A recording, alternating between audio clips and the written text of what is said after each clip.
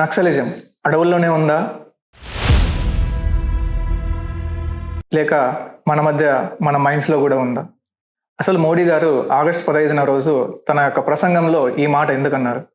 हथियारी नक्सल तो गए लेकिन दिमागी नक्सल, ये दिमागी नक्सल मौके की तलाश में है। అసలు ఈ దిమాగి నక్సల్స్ అంటే ఏంటి?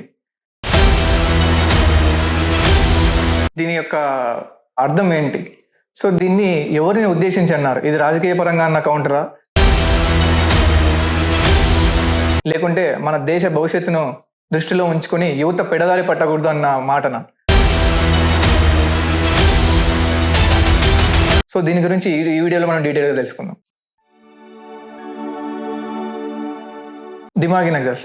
దిమాగి నక్సల్స్ అనే పదం ఇప్పుడు దేశవ్యాప్తంగా ట్విట్టర్లోను యూట్యూబ్లోను అన్ని దానిలో మనకు ఇప్పుడు ట్రెండ్ అవుతుంది. ఎందుకంటే ఈ అధికార పక్షం యొక్క ఎవరైతే మన ప్రధానమంత్రి గారు ఉన్నారో, సో ఆయన అన్న ఒక మాటను తీసుకొని ఈ యొక్క విపక్షం ఏదైతే మన విపక్షంలో ఉన్నారో, సో వాళ్ళు దీన్ని ఒక ట్రెండ్ చేస్తున్నారో, ఆటోమేటిక్గా దీన్ని ఒక పొలిటికల్ టాపిక్గా క్రియేట్ చేసి దీన్ని ఒక వెపన్ లాగా యూజ్ చేసుకోవాలని అనుకుంటున్నారు.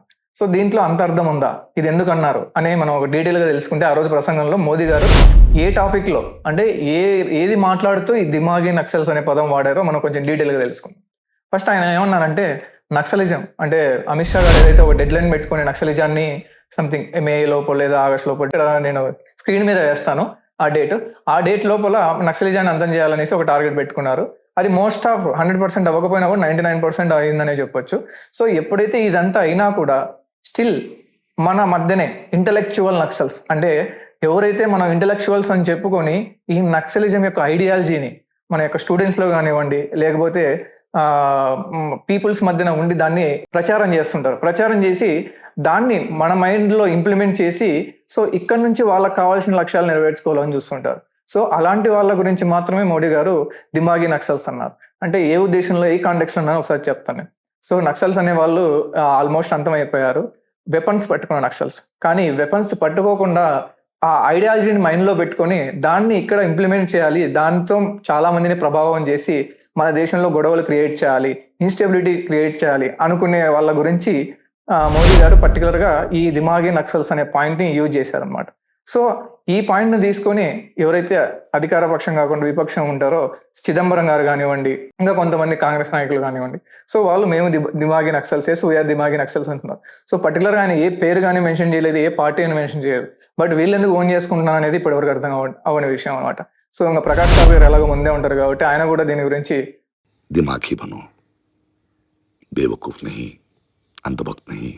ఫస్ట్ మొదటిగా సాయం దిమాగి నక్సల్స్ బట్ అంధభక్త్ కదా అన్నారు. సో ఇక్కడ అంధభక్తులకి దిమాగి నక్సల్స్కి వీళ్ళు యూజ్ చేసే టర్మినాలజీ ఏదైతే ఉన్నారో వీళ్ళు అంతటితో ఆపకుండా వీళ్ళు బూతులతో కూడా ఎక్కువ రెచ్చిపోతున్నారు. దాని నుంచి వీళ్ళు మనకేం సందేశం ఇస్తున్నారో మనకు అర్థం అవ్వట్లేదు.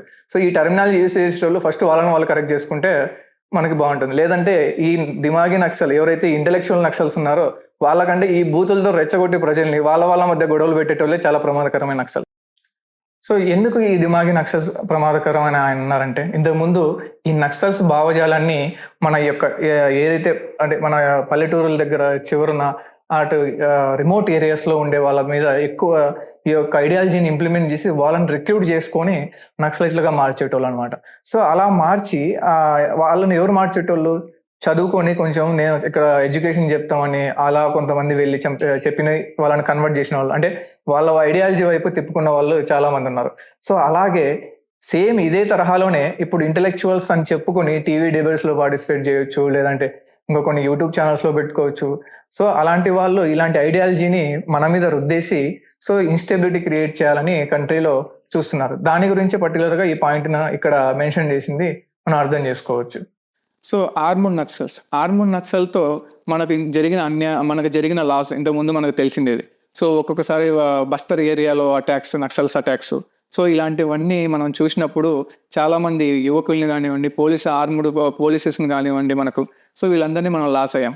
సో దీనికంటే ఎక్కువ ప్రమాదకరం ఈ దిమాగి నక్సల్స్ అనే పాయింట్ ఆఫ్ వ్యూలో కూడా చెప్పారు. ఎందుకంటే అక్కడ పర్టికులర్ పీపుల్ని, పర్టికులర్ సెక్టర్ ఏరియాలో ఉండే వాళ్ళని మాత్రమే వాళ్ళ ఐడియాలజీతో ఇంపాక్ట్ చేసి వాళ్ళకు వెపన్స్ ఇచ్చేసి సో అటాక్స్ చేసేవాళ్ళు. ఇక్కడ ఏమవుతుందంటే మైండ్లో ఒక ఐడియాలజీ, వీళ్ళ ఐడియాలజీని త్రూ సోషల్ మీడియా లేదంటే మన యొక్క ప్రచారం ద్వారా కానివ్వండి, వాళ్ళని ఇంటరాక్ట్ అయ్యే కానివ్వండి. సో ఈ ఐడియాలజీని వాళ్ళ మైండ్స్లో ఇంప్లిమెంట్ చేసేసి వాళ్ళని అట్రాక్ట్ చేస్తే ఆటోమేటిక్గా వీళ్ళందరూ ఆ ఐడియాలజీకి అట్రాక్ట్ అయ్యారనుకోండి.